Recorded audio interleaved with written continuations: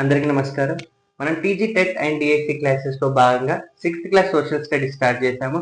So మనం మొదటి 4 పాఠాలు కూడా అయిపోయాయి. సో మనం 5వ పాఠం పెనుగోలు కొండలపై ఒక గ్రామం పాఠంలోని కొన్ని ముఖ్యమైన అంశాలు లాస్ట్ క్లాస్ లో మనం చూసాము. సో ఈ క్లాస్ లో మనం మరిన్ని ఇంపార్టెంట్ పాయింట్స్ చూద్దాము.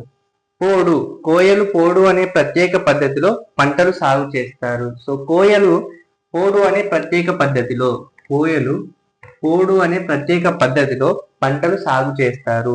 కొండలలో వ్యవసాయం చేసే ప్రత్యేకమైన విధానం ఇది. దీనినే జూమ్ సాగు అని కూడా అంటారు. సో దీన్ని మనం ఏమని పిలుస్తారంటే జూమ్ సాగు అని కూడా పిలుస్తారు. కొండరెడ్డి వంటి ఇతర తెగలు కూడా ఈ పద్ధతిని ఆచరిస్తాయి. సో మనం అనుకున్నాం కదా కోయలు ఈ పోడు వ్యవసాయం పోడు విధానాన్ని అనుసరిస్తాయి అని. అలాగే వీళ్ళతో పాటు కొండరెడ్డి కోయలతో పాటు కొండరెడ్డి వంటి ఇతర తెగలు కూడా ఈ పద్ధతిని ఆచరిస్తాయి. ఈ పద్ధతి ఆంధ్రప్రదేశ్, ఛత్తీస్గఢ్, అరుణాచల్ ప్రదేశ్ వంటి రాష్ట్రాలలో కూడా ఉంది. ప్రతి గ్రామానికి వాళ్ళు వ్యవసాయానికి ఉపయోగించుకోవటానికి నిర్దిష్ట కొండలు ప్రాంతం ఉంటాయి. ఈ ప్రాంతం లోపల వాళ్ళు కొంత అడవిని నరికి తగలబెడతారు. సో ఈ ప్రాంతం లోపల వాళ్ళు ఏం చేస్తారు అంటే కొంత అడవిని నరికి తగలబెడతారు. కొన్ని సంవత్సరాల పాటు ఈ భూమిలో వ్యవసాయం చేస్తారు. సో ఆ భూమిలో వాళ్ళు ఏం చేస్తారంటే కొన్ని సంవత్సరాల పాటు వ్యవసాయం చేయడం జరుగుతుంది. ఆ తర్వాత దాన్ని వదిలిపెట్టి మళ్ళీ అడవి పెరిగనిస్తారు. సో ఫస్ట్ ఏం చేశారు, అడవిని నరికి తగలబెట్టారు, తర్వాత వ్యవసాయం చేశారు అక్కడ ఆ భూమిలో. ఆ తర్వాత ఆ భూమిని వదిలేసి అక్కడ మళ్ళీ అడవిని పెరిగనిస్తారు. ఈలోగా వాళ్ళు అడవిలోని ఇంకో ప్రాంతంలో చెట్లు నరికి అక్కడ వ్యవసాయం చేస్తారు. సో ఈ విధంగా వాళ్ళ సాగు భూమి ప్రతి కొన్ని సంవత్సరాలకు మారుతూ ఉంటుంది. ఒకసారి సాగు చేసిన భూమికి చాలా సంవత్సరాల తర్వాత మళ్ళీ వస్తారు. సో ఒకసారి సాగు చేసిన భూమికి చాలా సంవత్సరాల తర్వాత మళ్ళీ అక్కడికి రావడం జరుగుతుంది. కొండలలో నవంబర్లో వానలు ఆగిపోతాయి. సో కొండల్లో నవంబర్ నెలలో వానలు ఆగిపోతాయి. కోయలు డిసెంబర్ నెలలో గొడ్డలతో కొంత ప్రాంతంలో చెట్లు నరుకుతారు. సో కోయలు డిసెంబర్ నెలలో గొడ్డళ్లతో కొంత ప్రాంతంలో చెట్లు నరుకుతారు. సో నవంబర్ నెలలో వానలు ఆగిపోతాయి, డిసెంబర్ నెలలో వాళ్ళు గొడ్డళ్లతో చెట్లు అనేవి నరుకుతారు. కొట్టిన చెట్ల కొమ్మలు కొన్ని నెలల పాటు ఎండనిస్తారు. సో కొట్టిన చెట్ల కొమ్మలు ఉంటాయి కదా, వాటిని కొన్ని నెలల పాటు ఎండనిస్తారు.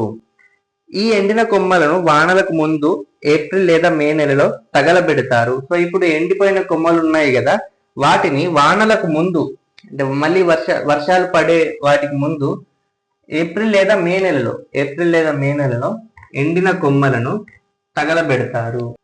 వానలు పడే సమయానికి నేల బూడిదతో కప్పి ఉంటుంది. సో ఇప్పుడు తగలబెట్టారు కదా, సో వానలు పడే సమయానికి ఈ నేల బూడిదతో కప్పి ఉంటుంది.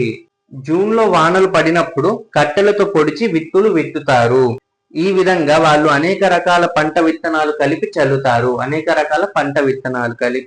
చల్లుతారు. వాళ్ళు నాగలి గాని పార గాని ఉపయోగించరు. సో ఇది ఇంపార్టెంట్.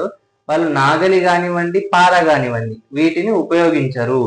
ఎటువంటి రసాయనిక ఎరువులు ఉపయోగించరు. వాళ్ళు ఎటువంటి రసాయనిక ఎరువులు కూడా ఉపయోగించరు.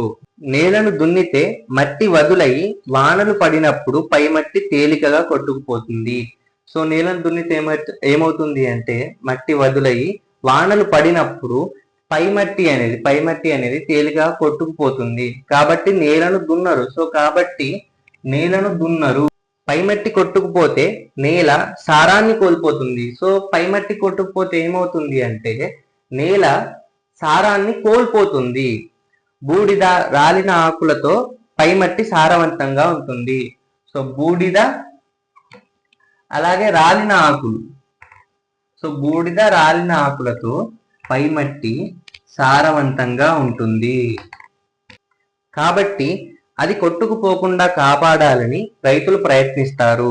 వీళ్ళు పండించే ముఖ్యమైన పంటలు వీళ్ళు ఇక్కడ ఏమేమి పండిస్తారు, ముఖ్యమైన పంటలు ఏంటి అంటే జొన్నలు, మొక్కజొన్నలు, దుంపలు, చిరుధాన్యాలు, సామలు, కొర్రలు, పప్పు, అడుసులు, నువ్వులు, కందులు, పెసర్లు వంటి అపరాలు, వంకాయ, పచ్చిమిరప, గోంగూర వంటి కూరగాయలు. సో ఇవన్నీ కూడా వీళ్ళు పండించే ముఖ్యమైనటువంటి పంటలు. ఎటువంటి సాగునీరు లేకుండా మిశ్రమ పంటలు పండిస్తారు. సో ఎటువంటి సాగునీరు లేకుండా మిశ్రమ పంటలు పండిస్తారు. సో మిశ్రమ పంటలు పండిస్తారు. వాళ్ళు పండించే పంటలు సాధారణంగా 6 నెలల వరకు ఆహారంగా సరిపోతాయి. సో వాళ్ళు పండించే పంటలు దాదాపుగా సాధారణంగా 6 నెలల వరకు కూడా ఆహారంగా సరిపోతాయి. ఈ పొలాలు అడవి పక్కన ఉంటాయి. అంటే ఈ పొలాలు అనేవి ఎక్కడ ఉంటాయి? అడవి పక్కన ఉంటాయి. కాబట్టి అందులోని జంతువులు, పక్షులు పంటల మీద దాడి చేస్తాయి. సో అక్కడ ఉన్నటువంటి జంతువులు కానివ్వండి, పక్షులు కానివ్వండి, వీళ్ళ యొక్క పంటల మీద దాడి చేస్తాయి. కోయలు పొలాల్లో మంచె కట్టి డిసెంబర్ వరకు పంటను కాపాడుతారు. ఒక పొలాన్ని కొన్ని సంవత్సరాలు సాగు చేసిన తరువాత కొన్ని సంవత్సరాలు మరొక పొలానికి వెళ్తారని చదివాం. సో మనం చూసాం కదా, ఒక పొలాన్ని కొన్ని సంవత్సరాలు సాగు చేసిన తర్వాత కొన్ని సంవత్సరాలు మరొక పొలానికి వెళ్తారు. పాత రోజుల్లో సగటున ప్రతి కుటుంబం 2 నుంచి 2.5 ఎకరాల అటవీ భూమిని సాగు చేసేది. సో పాత రోజుల్లో సగటున ప్రతి కుటుంబం 2 నుంచి 2.5 ఎకరాల అటవీ భూమిని సాగు చేసేది. ఎన్ని ఎకరాలు? 2 నుంచి 2.5 ఎకరాల అటవీ భూమిని సాగు చేసేది.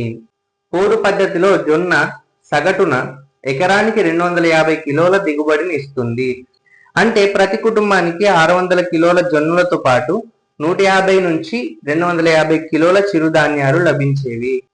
అంటే ప్రతి కుటుంబానికి 600 కిలోల జొన్నలు, ఓకే, ప్రతి కుటుంబానికి 600 కిలోల జొన్నలతో పాటు 150 నుంచి 250 కిలోల చిరుధాన్యాలు లభించేవి. గతంలో కొండలలో ఎక్కువ విస్తీర్ణం పోడుకు లభించింది. సో గతంలో ఏమైందంటే కొండలలో ఎక్కువ విస్తీర్ణం అనేది పోడుకు లభించింది. కానీ ప్రస్తుతం ఇప్పుడు 1 నుంచి 1.5 ఎకరాలు మాత్రమే ఉంది. సో దాంతో ప్రతి కుటుంబానికి అందే ఆహార ధాన్యాలు తగ్గిపోయాయి. అటవీ విస్తీర్ణం తగ్గిపోవటం వల్ల పోడు చేసి వదిలిపెట్టిన ఒక ప్రాంతానికి గతంలో కంటే త్వరగా తిరిగి రావాల్సి వస్తుంది. ఈ సమయం తగ్గిపోవటం వల్ల నేల గతంలో మాదిరి తన సారాన్ని పూర్తిగా తిరిగి పొందలేకపోతుంది.